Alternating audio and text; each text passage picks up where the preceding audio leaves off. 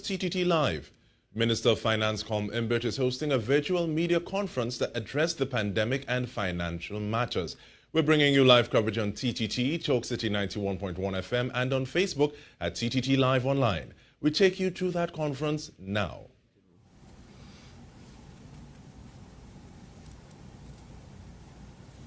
Three, two, one. Good afternoon. Thank you for coming to this virtual live press conference. The purpose of the press conference is to give some information with respect to finances in particular. This is a Ministry of Finance press conference, after all, and clear up some misconceptions and some inaccurate information in the public domain. Let me start right off the bat with the latest data that we have for our Salary Relief Grant e-portal. Now, this portal was up and running a few days ago. Can you all put the slides up for me, please?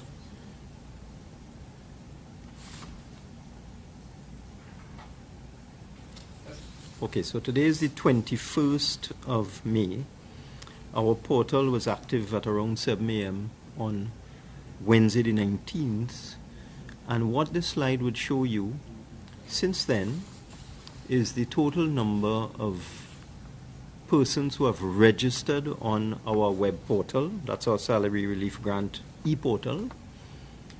The total number of applications that are in progress, the persons are completing their applications, and the total number of applications submitted so far. And what it would show is that from Wednesday to now, we've already received 2,850 applications for the special May 2021 Salary Relief Grant. There are almost 12,000 other applications in progress in various stages of completion, and over 14,000 people registered as potential applicants on the site. If you look at the breakdown, if you look at the bar charts below, you would see by far the highest number of applications or persons registered, let's be accurate. The highest number of persons registered per sector is persons in the food or restaurant service sector, 6,538 out of the total of 14,331 persons registered so far. The next highest is retail outlets, 4,820, and then the other sector is much smaller, bars, casinos, cinemas, etc., much smaller. So the bulk of the registrations are coming from persons in the food and restaurant sector and in the retail outlet sector. Over 10,000 persons registered there. If we go to the next slide now, any one of them, the 83, yes. This one gives you an understanding. We have a very sophisticated web portal that can tell you whether the person is on a mobile device, a cell phone, a desktop computer, tablet, etc. And the pie charts over on the right would give you an indication of the persons who are accessing our Salary Relief Grant web portal. The vast majority, as you can see, are people on their cell phones, which appears to be the preferred mode of digital access these days. The total number of persons who have accessed our site as of 12 noon today, just before noon, so that is from 7 a.m. on Wednesday the 19th to just before 12 of noon on Friday the 21st, 72,840 persons have accessed the site, of which 22,000 have returned, so they've been on the site more than once, and direct traffic is 46,000. Let's go to the next slide. And since the launch, we started off with a big burst on Wednesday when it began, over 3,000 persons per hour, and now the average is 1,361 persons per hour. So this web portal has proven to be extremely successful. I'd like to correct a bit of misinformation in the system, though, that I just got a news report, and I saw on this report that on the TBC network, what was being said is not something that is accurate. And it said it is being reported that the latest round of salary relief grants is expected to be oversubscribed, as the government's allocation is said to cater to 20,000 people, but already over 40,000 have accessed the Finance Ministry's website. Now, this is something that a media house would have put out on its own. They would not have received this information from any official source, certainly not from me or from the Ministry of Finance. And they've misunderstood the data we're putting out. So let me go back to one of those. There's no need to put it up. Let me go back to one of the original slides. So far, 72,000 people have accessed the site. No, it's okay. You don't need to put it up. But of those 72,000 persons, a lot of them will be people just interested in seeing what's going on. Many of them would not be qualified for the salary grant. They're just visiting the site.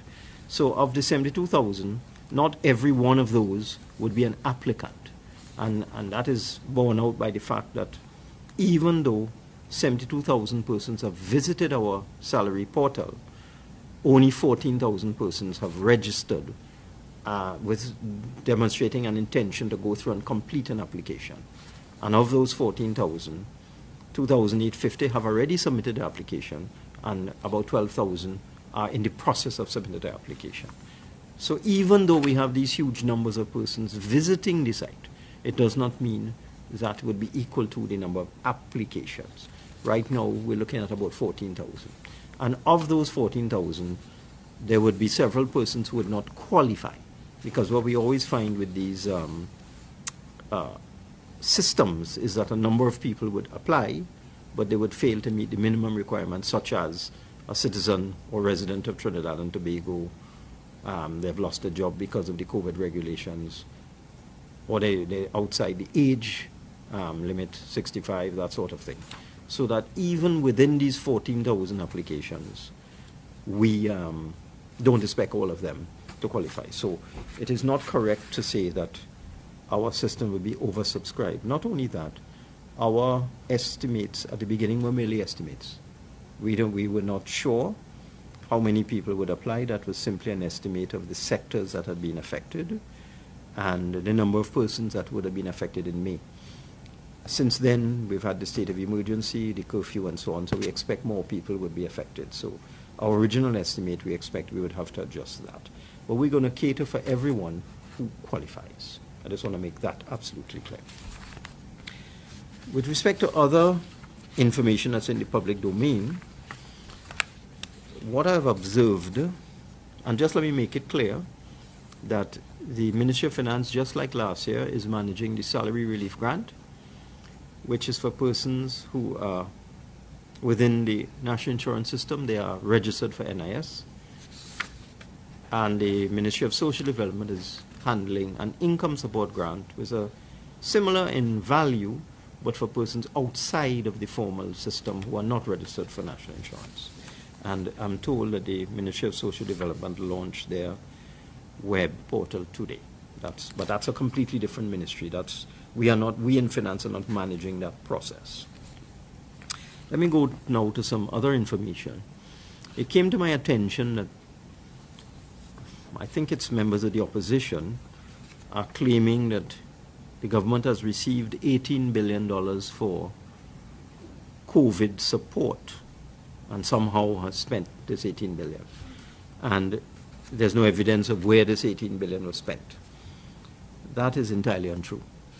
So I thought I would just go through the loans that were sought and obtained by the government since the start of the COVID-19 restrictions back in March of 2020. And the government has approached the Inter-American Development Bank, or IDB, for a US $100 million policy-based loan to deal with essentially budget support to deal with the shortfall in revenue as a result of public health restrictions, and also assist in providing liquidity and support for those who are most vulnerable. So that's a US $100 million loan. That has been fully disbursed in fiscal 2020 to the Consolidated Fund and then spread across all the ministries and agencies which are financed by the Consolidated Fund for the national budget expenditure in fiscal 2020. In addition, the government sought and obtained a repurposing of various loans that had been already approved from the IDB in the past that were not performing as they should, and was able to gather a total of US $24 million for the most vulnerable populations affected by COVID-19 in Trinidad and Tobago. And this loan was to provide essentially a reimbursement to the government for cash transfer programs such as the food card, the grant, the senior citizens pension, etc., and also the expansion of the temporary food card program, etc. This loan has not yet been disbursed. That's $24 million US. That is final stages of disbursement, and essentially it's a reimbursement for money already spent in 2020. We also sought and obtained a loan from the World Bank in the amount of US $20 million, and that one, quite specifically, was to deal with expenditure by the Ministry of Health. So that one would be on pharmaceuticals, personal protective equipment, medical equipment, ventilators, vaccines, etc. That loan also has not yet been disbursed, that $20 million US loan that is available to us. So we have the $24 million US available from the IDB, the $20 million available from the World Bank, not yet spent.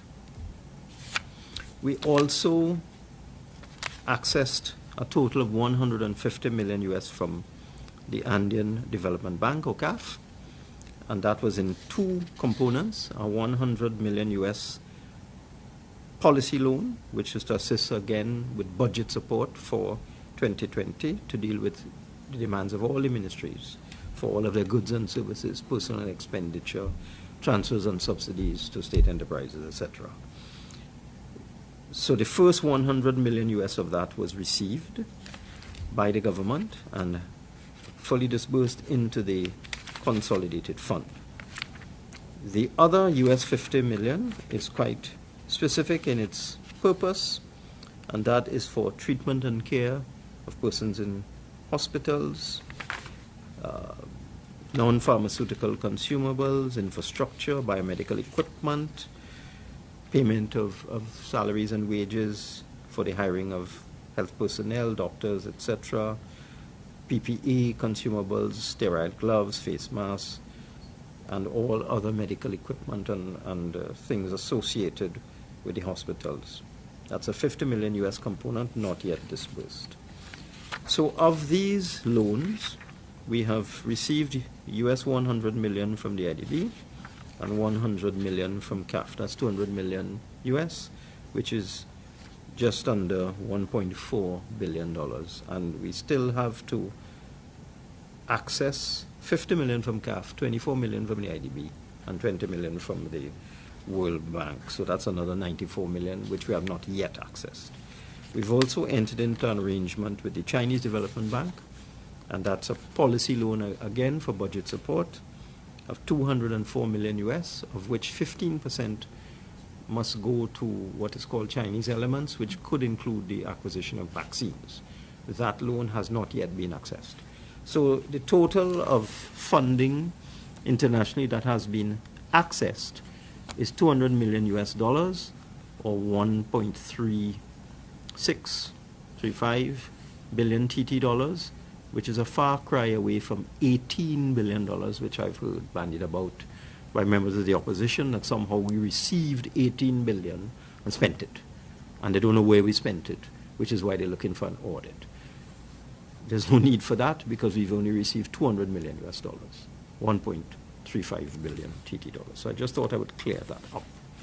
And we're going to be very careful as we go along to ensure that the remaining 50 million US from CAF is spent on the health sector.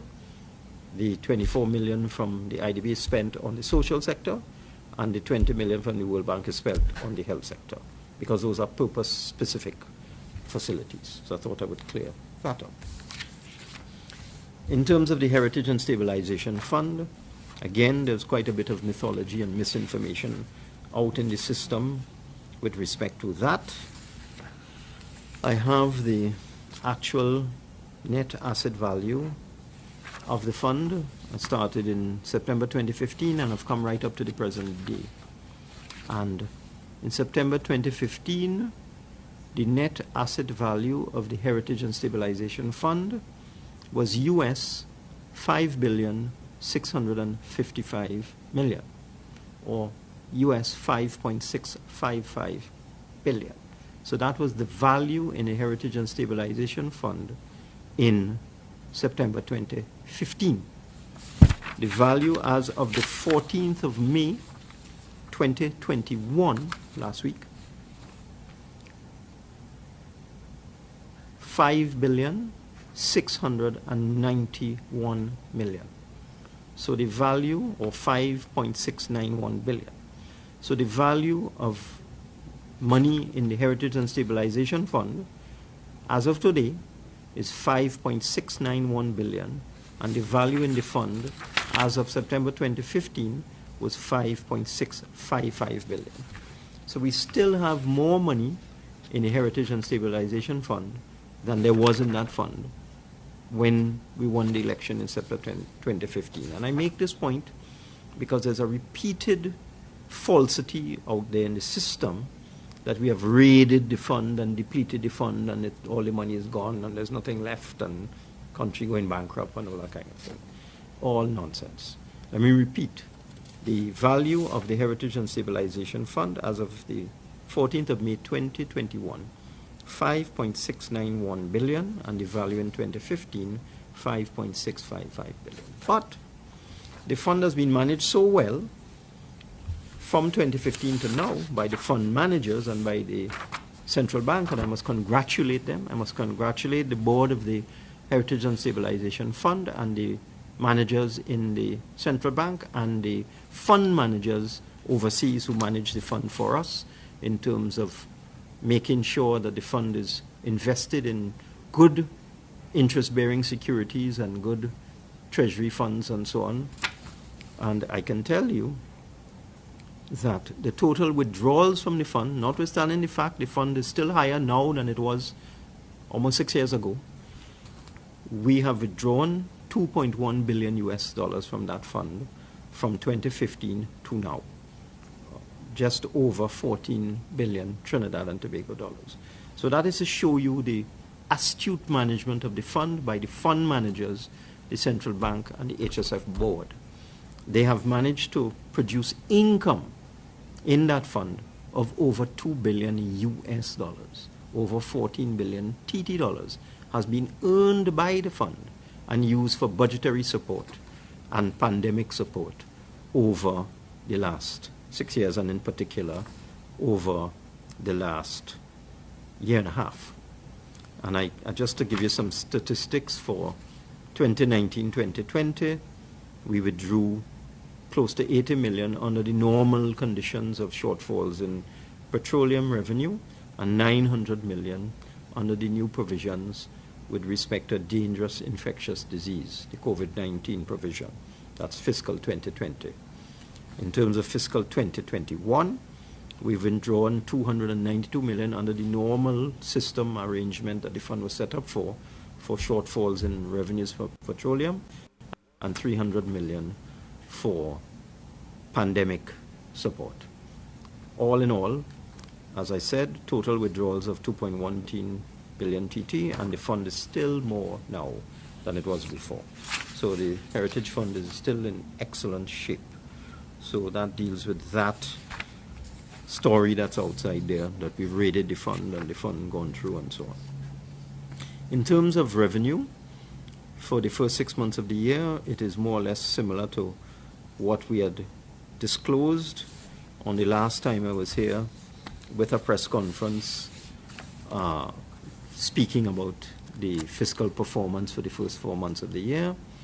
And the revenue shortfall actually for the first 6 months of the year is a little better than was originally anticipated 2 months ago. We have a shortfall of about $1.6 billion in revenue for the first 6 months of the year. 2 months ago, we were looking at a shortfall of about $2 billion, but we've had better than expected prices for oil and so on. We're getting some supplementary petroleum tax. We're still way below because, as I just indicated, it's $1.6 billion less than it should be. And usually the revenue comes in the second half of the year, not the first. So we still anticipate a significant shortfall in revenue for the fiscal year, maybe of the order of about $5 billion for the entire fiscal year. So I just thought I would put that on the table. With respect to all of the things that we plan to do, I just wanted to make the point I also saw something in the public domain about the relief that we're offering for COVID in the May, and now it probably is going to June period. 2021 was $30 million. That is not correct. The $30 million was simply an estimate of the amount of money you might spend on salary relief and income grants. But that is only part of the equation. You may recall that I had indicated we are supporting the Ministry of Agriculture with their food baskets, and I saw the Minister of Agriculture reporting that he has already distributed about 12,000 of these food baskets. So he's on target for his target of $25,000 for the month of May.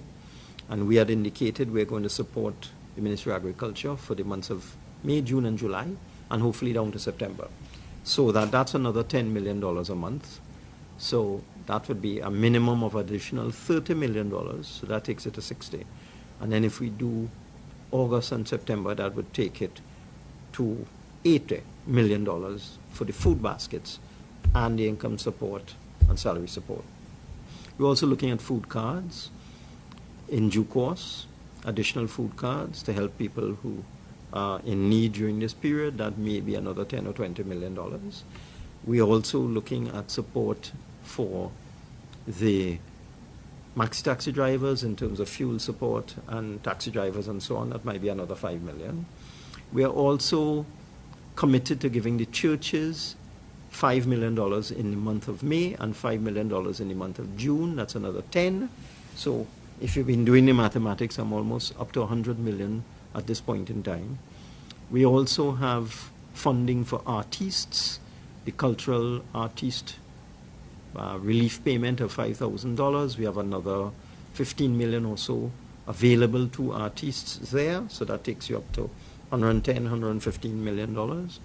And then we're committed to give NIDCO another $12 to $15 million for their grant for entrepreneurs, the grant of up to $20,000.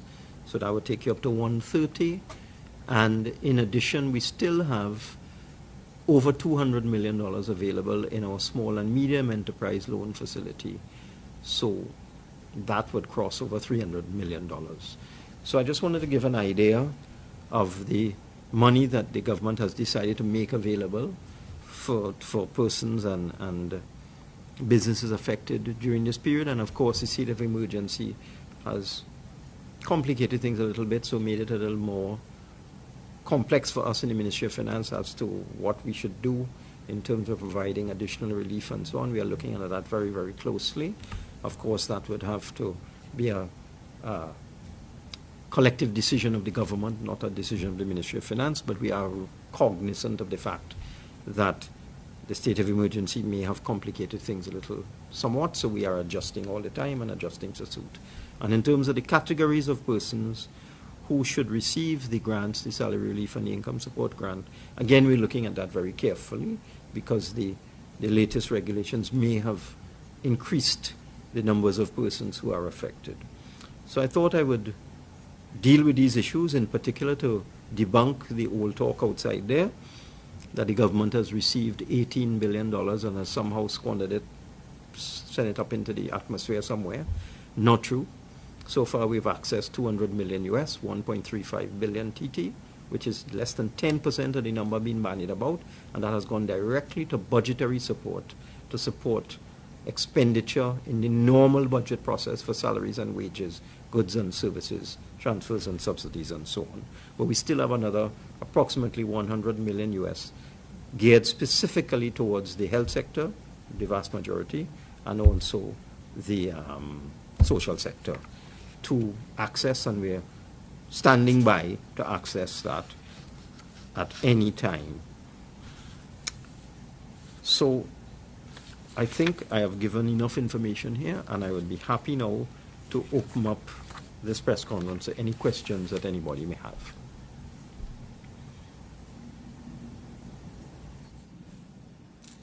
Hello, Prior, I am hearing you and I am seeing you.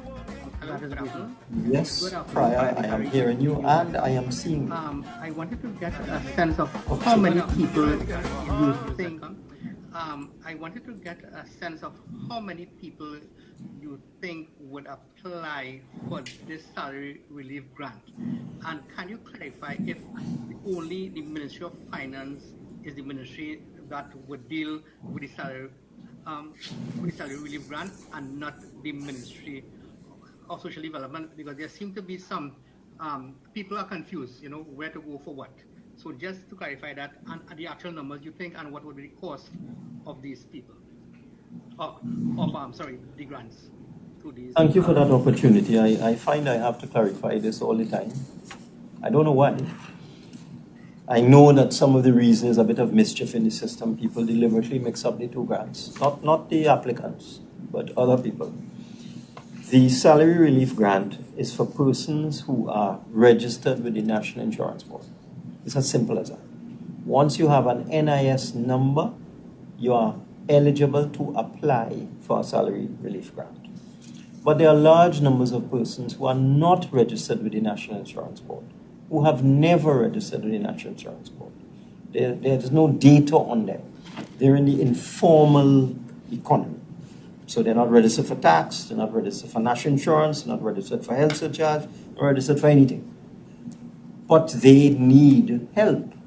So that we devised the two grants, where the Ministry of Finance, because National Insurance Board is an institution that reports to the Ministry of Finance from a portfolio perspective, we can access the data in the NIS system and determine very quickly whether persons are registered for NIS or not. So that we have a stream of funds available to persons who are registered for NIS. That is the salary relief grant. Recognizing that there are large numbers of persons who are not registered for anything, we have created as a government another grant called an income support grant. The two grants are the same. In this May 2021 period, if you lost your employment at the beginning of May, you are eligible for the $1,500 grant. That is when there were certain health restrictions imposed around the beginning of May. But additional health restrictions were imposed around the 8th or 9th of May. And we realized that more persons would have lost their jobs after the 8th or 9th, or had their income reduced or had their employment suspended from around the 9th of May. So that's why you have the two amounts, $1,500 if you were affected at the beginning of May, and $1,000 if you were affected from around the 9th of May. But the income support grant is managed by the Ministry of Social Development. I've seen multiple newspaper reports, television reports, radio reports, totally confusing the two grants. Persons are complaining that they didn't get their income support grant from the Ministry of Finance when we don't administer the income support grant. Persons who are not in the national insurance system saying they went to finance to get a grant when that is not how it works. So just let me clear it up again, and I'm quite prepared to clear this up again and again. The Ministry of Finance administers the salary relief grant through our salary relief grant e-portal, which is up and running and working. And the Ministry of Social Development has a web link for persons who are not in the NIS system to apply for an income support grant in that ministry. I hope that clears that up. So if you are in the NIS system, you apply via the Ministry of Finance and not through the Ministry of Social Development. Correct. And vice versa. Absolutely correct, Brian.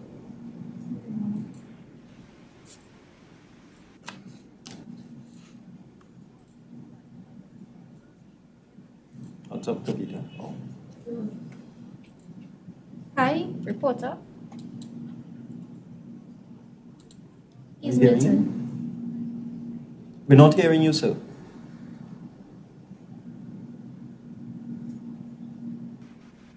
Yes, good afternoon to you, Minister. Hearing you now. 8.1 FM. Thank you for entertaining my questions. Just a few things I wanted to get some clarification on or response from you. What have been spent so far on the government total COVID relief expenditure sheet since March 2020 to present in financial terms? That's one question. The other, what has also become, Minister, if you can help get some information, what has become of the much talked about roadmap to economic recovery, which was also crafted in response to the pandemic and to another extent social relief? Thank you.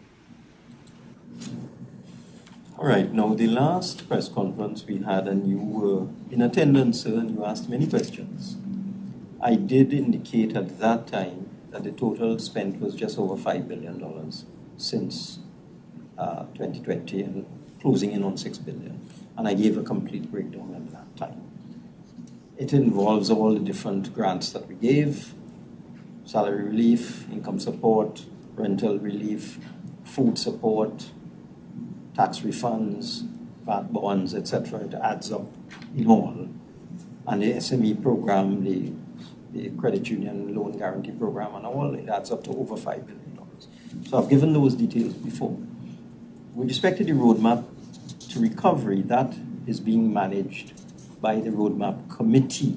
So I would suggest that you address your questions there. There is a committee there. The vice chairman of that committee is Professor Jerry Brooks, and the other vice chairman is the Minister of Public Administration and Digitization, and it is also being managed out of the Office of the Prime Minister. We in finance, what we are doing is that we are providing financial support to any ministry or any entity of the government that requires financial support. So that's our job. We collect revenue, we source financing, both locally and domestically, we disburse funds, and we come up with programs to assist people, especially in this time of need. This is our salary relief program and so on. So that's our responsibility in the Ministry of Finance. Sometimes there's a belief that the Ministry of Finance is responsible for everything. We are not. We raise money and we release money. And we also come up with innovative ideas on how to generate revenue and that sort of thing. But the roadmap for recovery is a much bigger program being managed out of the Office of the Prime Minister and through that committee that I just discussed.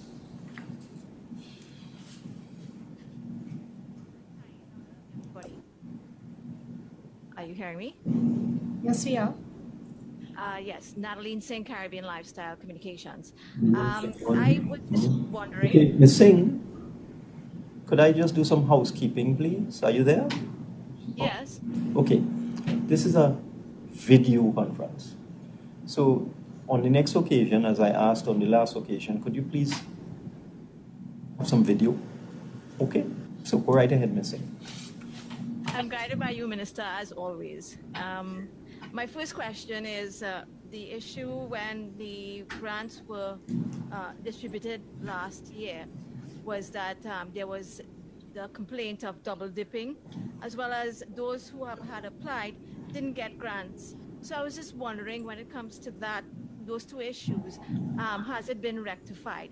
And then my second question is there going to be a mid-year review? And if so, are there going to be business incentives within the mid-year review? Thank you very much. Sure. With respect to the complaint about persons not being paid their grants, I actually got an update this morning. If you just give me 1 second, I will pull up the data I received this morning. The total number of salary relief grants paid out by the Ministry of Finance as of May 21st, today, 86,196. The number of applicants still to be paid, 7,000. So that of the total of approximately 93,000, we have paid out over 90% of those persons who applied and were deemed to be and found to be eligible.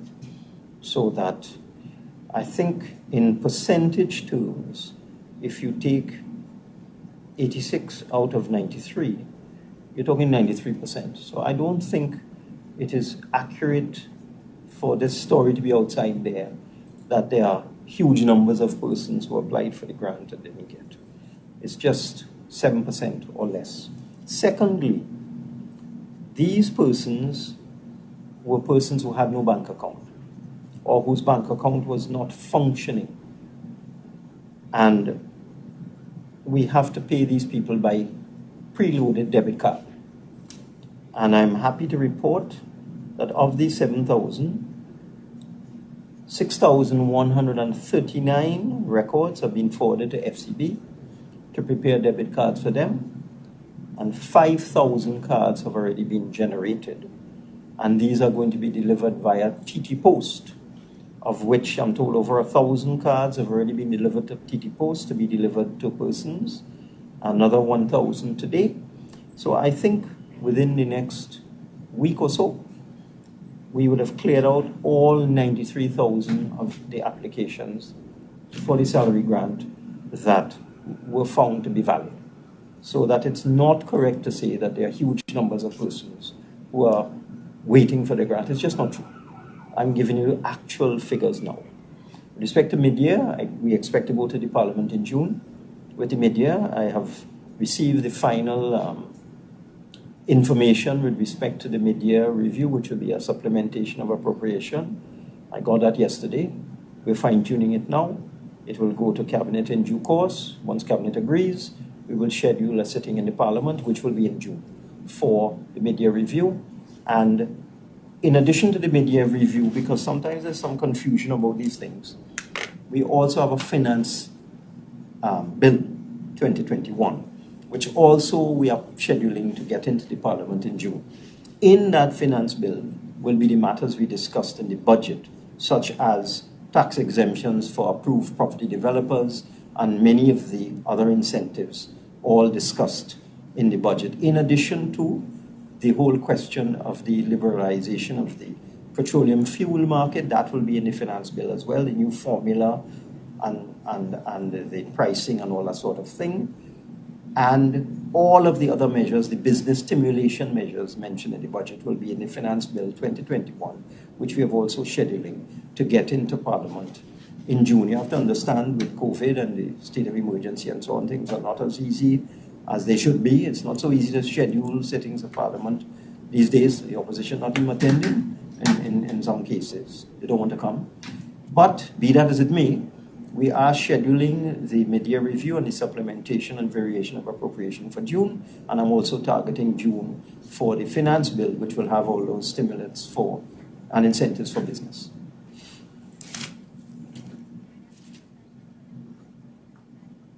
Hi, good afternoon, Minister. Sonal Lala from TTT News.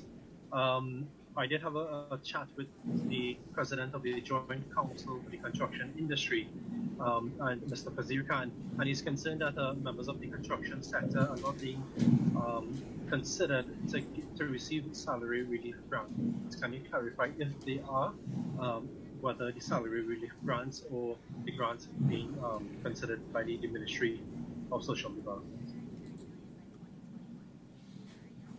The issue with the construction sector is that many workers in the construction sector are what is called itinerant or transient. They're not permanent employees of anybody. They move from project to project. They're temporary in nature, so it makes it all very complicated. So the construction sector was not included in the initial list of sectors that had been affected by the public health regulations for that particular reason, because it's very difficult to determine if somebody has been permanently employed as a construction worker on a construction project and because of COVID have lost their job. But it is not something we're closing our eyes to.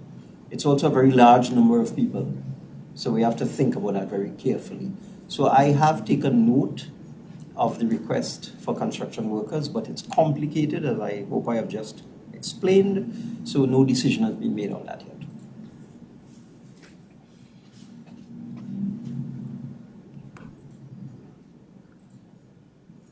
Hi, good afternoon, Minister. A couple of questions that I wanted to ask. One of them being to get a follow-up on the conversations that you all would have had, or you said that you were going to have with the banks to make it easy for small business to get loans, as well as the credit union. Hi, reporter. Can you Just hold on a second, please. Could you identify the media house that you're from? Rishi Harinanan, Rhythms Communications Network. Thank you. Yeah. So I wanted to get an update on the conversations with the banks. As you said last time, it's to make it easier for small businesses to get loans as well as credit unions. And also what is going on with NEDCO. I know you said that there was up to $20,000 for small businesses. And if you can as well, the food card system, I can't recall if anything was said about that, but I wanted to find out if it's a system where MPs would be getting the food cards to distribute for people who would be in need, and if it's going to be a temporary card. What system is in place for that? All right, no, you've posed many questions to me. So let me see if I can remember them all. We have been talking to the banks. I've been talking to the central bank as well. And we're zeroing in on what the problems are. What we've discovered, a lot of small and medium enterprises, and this is a national problem, and it will require national attention and national focus. A lot of small and medium enterprises don't have audited accounts. They don't keep audited accounts. A lot of them don't even have what is called management accounts. These are accounts that are not audited, but prepared by an accountant for the company. It is a prerequisite when you go for a loan that you have to demonstrate the ability to repay the loan. It's as simple as that. You have to show the bank that you have the capacity to repay the loan. If you cannot produce audited financials or management accounts to show your income and your expenditure, then you cannot demonstrate to the bank that you have the ability to repay the loan. That's something that people need to understand, especially in the small and medium enterprise sector. They need to understand this, that you're going for a loan, it's not a grant, and therefore you have to show the ability to repay the loan. There are other problems that we find with small and medium enterprises. Many of them are not registered for VAT, or if they are, they're not up to date with the VAT payment, so they can't get a VAT clearance. Others are not registered for income tax, or if they are, they're not up to date with the income tax payment, so they can't get an income tax clearance. Others are not registered for national insurance, or if they are, they're not up to date with their national insurance payment, so they can't get an NIS clearance. So that this is a national problem that has emerged out of the woodwork. I have to use those words. It's come out of the woodwork while we try to help people. Because we set up the SME loan system with the banks on very generous terms. 0 interest, no interest. Moratorium for 2 years. So you're getting the loan, you don't pay any interest, you just pay back the principal, and you don't have to pay for 2 years. And yet so many small and medium enterprises can't access the loans because they don't even have the basic minimum of company accounts, financials, income tax registration, NIS registration, and so on. So this is a national problem.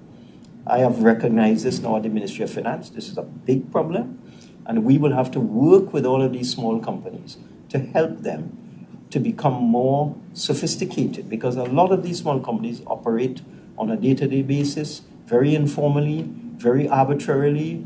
They work from month to month. That's not good business. So we have to help them, and we're trying to devise a system. We're looking around the world. I have a regular meeting with the central bank every week, and this is now an agenda item, to look around the world, look at developed countries, look at developing countries, and see how they have dealt with this problem. How have they been able to assist their small and medium enterprises in the face of this kind of informality and lack of accountability? So it's something we're working on. So that is how we're dealing with it, and that applies to the credit union system as well. With respect to the food cards, they would be temporary.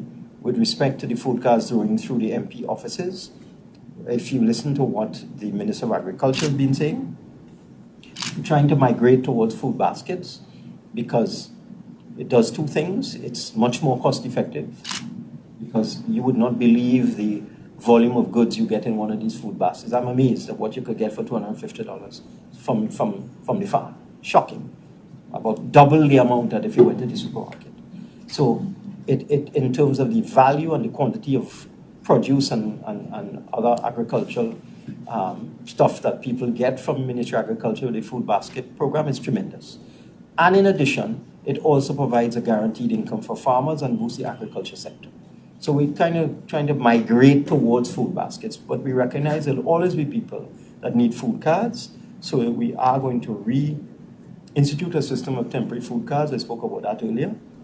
We have a provision for that, maybe about $20 million for that. And it will go through members of parliament, and if you listen to the Minister of Agriculture, also through civil society, NGOs, churches, and that sort of thing. So I will answer all the questions. Hi, Julian. You can go ahead. Hi. Good afternoon, Minister. Joel Julian from Guardian Media Limited. I just want to segue in terms of the bank, your conversation with the bankers. Has there been any discussion in terms of deferral of payments for, like, not businesses, but customers, individual customers? Because earlier this week we saw presented in the media a memo coming out from the central bank. Is that a discussion that you have had with the banks as yet, whether or not they are looking towards deferral of payments or moratorium for their customers? And the last time we met, there was a question posed to you about a possibility of paying a grant to those citizens that are stuck outside. Has that discussion been raised at all at the cabinet level? Is it something that you are actively considering, or if you could tell us a little more about that? Okay. The initiative with respect to deferral of payments or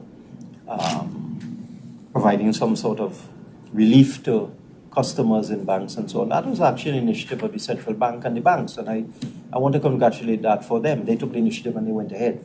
So the central bank is in discussions with the banks in terms of giving people relief, in terms of deferral of payments and so on. The problem with it is that the central bank has guidelines that it gives to the banks in terms of their loan portfolio, in terms of non-performing loans and persons not paying their loan payments and so on. So the central bank is adjusting that to give these commercial banks the ability to provide some relief to their customers. So that's in progress, and as far as I know, that is continuing. On the last occasion in 2020, we gave assistance through the embassies abroad to persons stuck abroad. It has not been decided yet, but is one of the things that obviously will be open for consideration, as I said on the last occasion. With respect to the discussions with banks, I myself have spoken to some of the banks, because the other thing we're trying to do is to move to a fully digital system so that the vast majority of payments will be electronic and digital. One of the things I'm very pleased about with our salary relief portal, we took a little while, but we got it right. So it's a fully online system, just as if you're applying, for example, for a US visa. Everything is digital. You upload your documents, you fill out the form. The form is a fillable form online.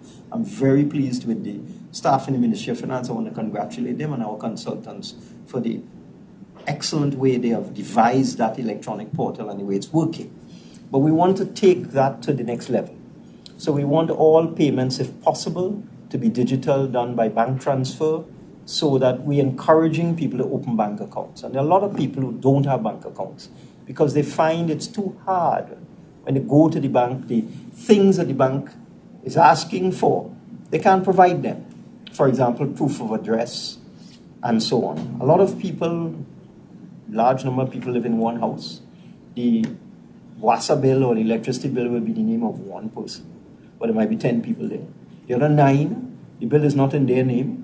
So they struggle when they go to open a bank account and they have to provide a proof of address. They cannot produce a water bill or a TNTech bill in their name.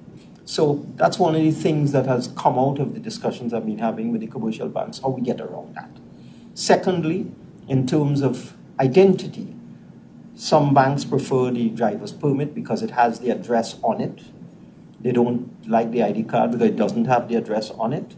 So again, we've been looking at that to see if we could perhaps use a combination. If a person does not have a driver's permit and they have an ID card, perhaps we could get the EBC to confirm their address, because that's not private information, that is public information. It's published in the list of electors. There's no danger there. And then the third issue, so there are 3 things that people need to open a bank account: proof of address, proof of identity, and proof of income. Now, if you're a salaried worker, you can produce a payslip, easy. Letter from your employer, easy. But if you're self-employed, it becomes difficult.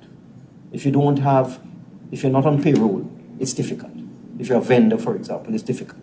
So I have been working with the banks, and it all ties back into the financial obligations regulations published by the Financial Intelligence Unit. And these guidelines are in there, but in many countries, there's a separate system for people who are in a limited income level, like say up to $10,000 a month. They relax some of the criteria for those people. So that's what we're working on, to assist more and more people to get into the banking system so that they could get electronic payments. So we do have a question from Joel Brown, CCN TV6 News. Sure. He's asking what assistance... But where is Joel? He's having some technical issues, unfortunately. He's asking what assistance, if any, is to be provided to small business owners whose businesses have had to close during the lockdown and now state of emergency. What we would help small business owners with would be the NETCO grant, and we're going to assist NETCO to give them an additional allocation for the grant. And just this morning, the Minister of Youth Development, I think that's that ministry, Youth and Social National Service, who was speaking to me and had asked me to look at some more funds for NETCO to assist small businesses, and I certainly will do that. So there's the NETCO grant, and there will be some more funding to NETCO for small businesses, and there is the SME loan. That is what we can provide at this time. And I can also announce today, we're also looking at accelerating some VAT refunds, because we understand how important that is in terms of cash flow.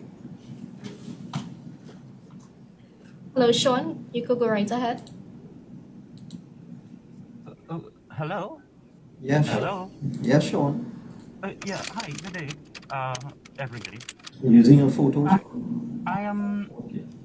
Looking at some of the comments that are streaming through on your Facebook page that accompanies this broadcast, and I'm getting a feeling that people are rather dissatisfied from last year, that people are saying that they didn't get anything, and even on the other ministry's website, on their Facebook page, the Ministry of Social Development, that has been the experience. Is there any way that you can sort of validate what you've been saying, that, you know, people have been considered and have, you know, fairly and have gotten things? Because if you read the comments, there's a real... And even anecdotally, when you speak to people, they say, well, my niece applied and she didn't get through, my neighbor applied and didn't get through. So I think that would be a question. The second thing is that last year in the Standing Finance Committee, MP Saddam Hussein had complained that there was a $97 million difference in the allocation that was stated in the estimates of revenue and what you had actually promised, and said that you had promised 129 million, but the estimates of revenue was listed at 226. So he said that there was 97 million discrepancy that was not yet allocated for. The third question I'd really ask is about the construction workers. Is this the first time that you are saying that they are not eligible because of the itinerant nature of their work and because of the number of people? Thank you, Minister. Okay, Mr. Douglas, are you an experienced media person? You should know that you shouldn't look at the Facebook comments, because there are a large number of persons on the comment thread who come on anytime there's a government program, and the whole point of their entry onto the program is to make a negative comment or to say something that's not true and so on. I would suggest you do not look at that. That is not evidence of any kind. I have given you the actual numbers. I've given you the facts. The persons who are trolling on the Facebook page, what they're saying is not factual. They don't have any evidence to back up what they're saying. So as an experienced media practitioner, I would advise you not to look at the comments on the thread. I'm sure you would see some of the familiar suspects making the usual derogatory comments and so on. I have given you the facts. We have assessed that 93,000 persons who applied for the salary relief grant were eligible, and we have paid 86,000 of them. And the other 7,000 will be paid within the next 2 weeks, so we will achieve 100% satisfaction of the applicants for the salary relief grant. I remember last year something very interesting. It was an article, I think it was in The Guardian, where there was a huge 2-page spread about persons who hadn't received their grant, they applied for it and they didn't get it, and they had called this ministry and that ministry. And of course, mixing up the income support grant and the salary relief grant for yet another time, and saying they're going by finance for the income grant when they know it's not finance, it's salary relief. But be that as it may, I read the whole thing. I decided to read it with an open mind. And in the article, they named 3 people, actually identified 3 people who came forward and complained. They applied for the grant and they couldn't get it. And they kept going to the ministry and they get a run around and nobody taking them on and so on. I checked the 3 names. 2 of them had never applied, and the 3rd one had applied and received the grant. But the story was, all these thousands of people who have applied and didn't get the grant, and look, 3 of them here. And I want to repeat, of the 3 names, 2 had never applied, and 1 had applied and got the grant. So I would not use the Facebook thread as evidence of anything, and I can't respond to what is being said there. With respect to construction workers, I don't have the figures in terms of what we did on the last occasion with respect to the salary relief grant. How many of those were in the construction sector? I'd have to check that, so I don't want to talk out of turn at this point in time. And there was a 3rd question. Can you remember, Kavita? That's with Saddam Hussein. Oh, come on. The thing with Saddam Hussein, Mr. Douglas, you could do better than that. You've given me a statement that Saddam Hussein said that in some unknown line item, there are about 50,000 line items in the budget. You haven't identified which one it is. But you're telling me I must have some sort of memory to remember the 50,000 line items. That he said it was supposed to be 220 and it was 1 something and there was a 90 something missing.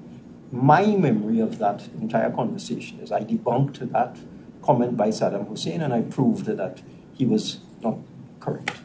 So that's my answer to that. More questions?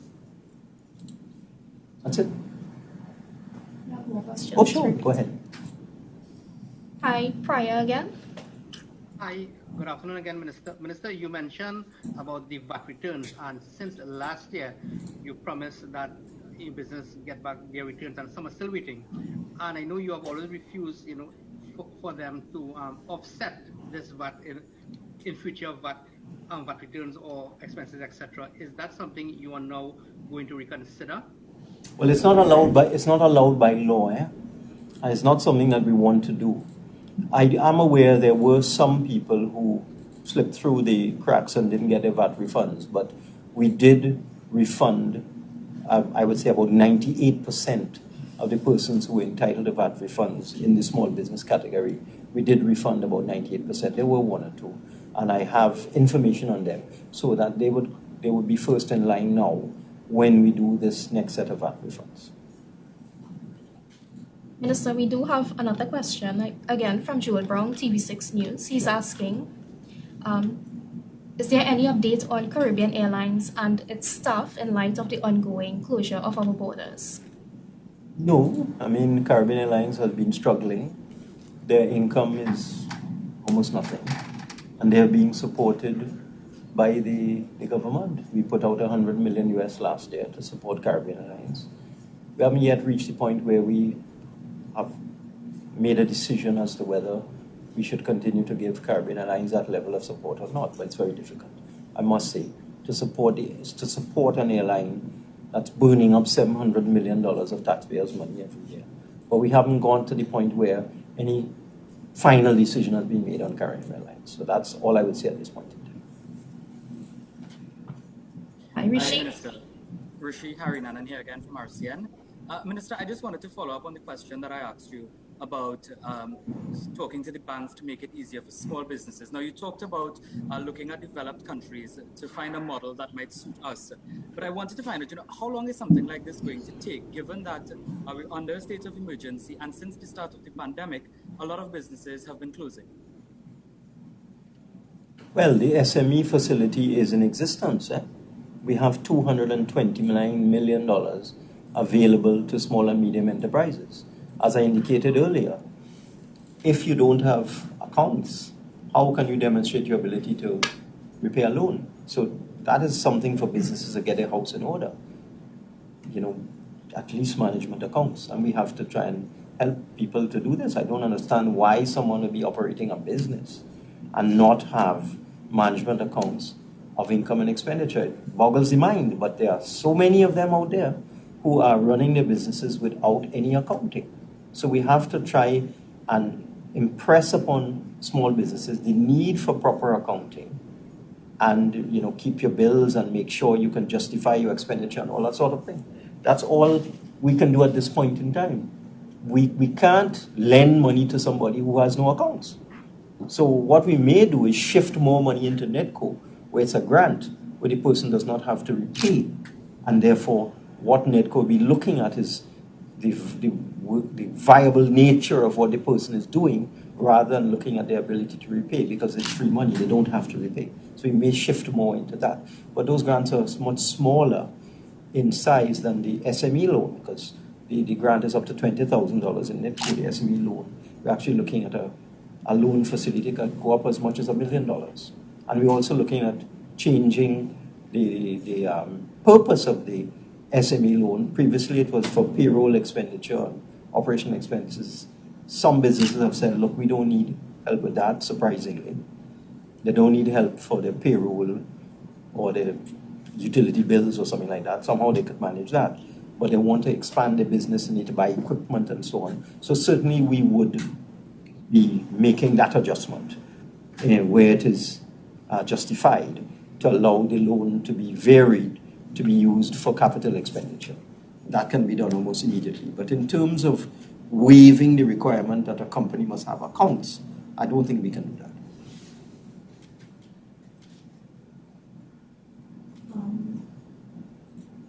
Hi, Joel, do you have another question? Yes, I do. Hi, Minister. The last time we spoke, you said that the salary relief grants and the income support grants will be supplied for the month of May. It was a fluid situation. Since then, we have now entered a state of emergency. Is there any plan to extend the grants at this point in time? Has that discussion been had as yet? And secondly, just some clarification. One of our readers is saying that in going to apply for the salary relief grant, they were told that it is only available to one person in a household. Is that correct, or can you give us some sort of clarification? The grant is available to persons who have lost their income. I think that again is a confusion between the salary relief grant and the income support grant.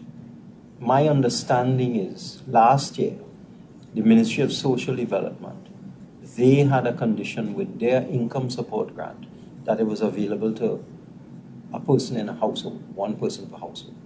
Our salary relief grant is for persons who are employed. So that's a confusion between two ministries. You need to ask that person whether they were told that by someone in the Ministry of Finance or somebody in the Ministry of Social Development, because that one person per household was a condition that was prescribed by the Ministry of Social Development and not finance, and for various reasons, and for good reason. One is an entirely informal thing where you difficult to prove. When someone comes forward and says, I was working, but I don't have a bank account, I can't show you any income, I can't show you any proof I was working, you have to trust me. So that's the dilemma that social development is faced. So they were limiting it to one per household. Whereas we, on the other hand, we can identify that person being in the labor force through their national insurance number. So the level of risk with persons on the NIS system is much lower in terms of truthfulness than the person who comes forward and says, well, look, I don't have any papers whatsoever. I just want to let you know I was working, I wasn't paying NIS, I'm not paying tax, I'm not registered for anything, I don't have a pay slip, but I want assistance. So that is why the Ministry of Social Development developed that one per household for that grant, because it's completely different. We have another question from Paul. Hi, good afternoon again, Minister Pryor again.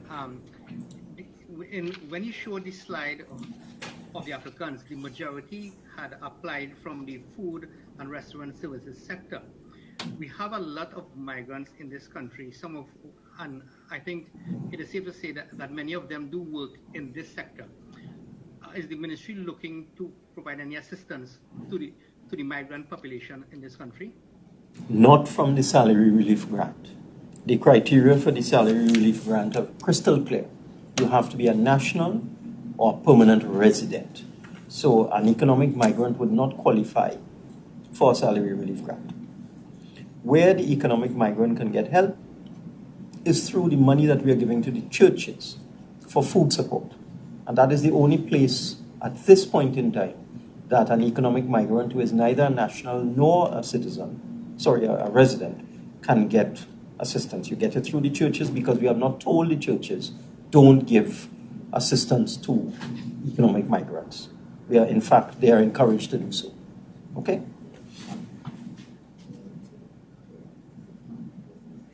Mr. Jewel Brown is asking, is there any, will there be an extension of the grants beyond May? Well, I made this point earlier. When we developed this system, this was with respect to the measure that came in place in the first part of May and around the 9th of May. And as we developed the system, because things are not developed magically, like field hospitals are not built in 24 hours. If you'll allow me that little pun there. So we took a little while developing the system and so on. And while we are in the final stages of setting up our portal and our criteria and so on, the state of emergency came. And therefore we must revisit it, of course. But we have made no decision at this point in time. We decided not to stop because we had two options available to us. Pause, stand down, have a whole set of consultations and decision making with respect to what we do with respect to the new measures with the state of emergency, or roll out our original plan and then adjust it as appropriate. So we're in the process now of consultations as to what we should do to augment and enhance the program. But we didn't want to stop it. We thought we should get going, so at least we will help the bulk of the people who have been affected. You have time for more questions? So we'll take our final question once again from Rishi Harinanan. Hi, Minister Rishi. Once again, just one more question. I wanted to find out, do we have any data to show how many people would have actually shut down their small businesses in Trinidad and Tobago since the start of the pandemic? No, I don't. You see, we in finance, we have to rely on entities like the Ministry of Trade and so on to give us that kind of data. We don't have that kind of data. That will come to us in due course when people file the tax returns and that kind of thing. Yes, we can get anecdotal information from the various chambers, from the TTMA, etc. Informal sector, we would not have that information. That will have to come from the Ministry of Social Development and so on. So I don't have the information, but we just have to make our best estimate of what's going on and then adjust our appropriations and allocations to suit as the physical evidence comes in.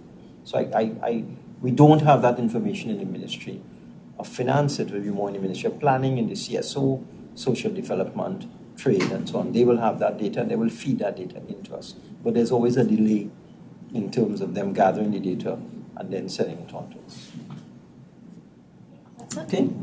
All right. Well, I want to thank everyone for the very interesting questions that you asked me. Even the question about who's trolling on the Facebook page.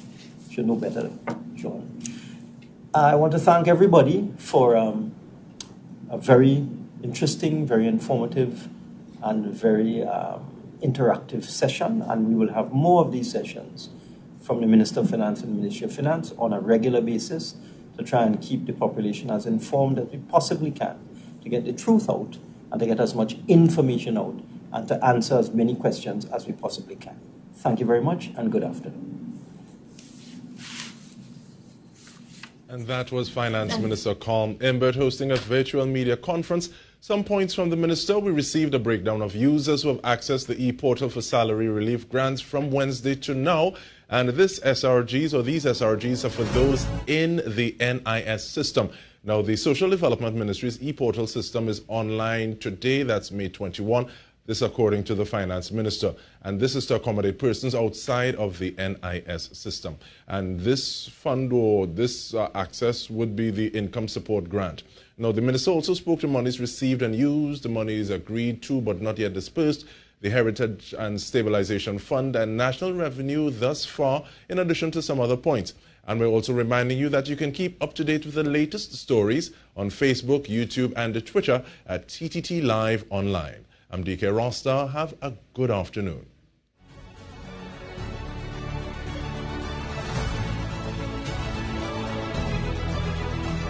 COVID-19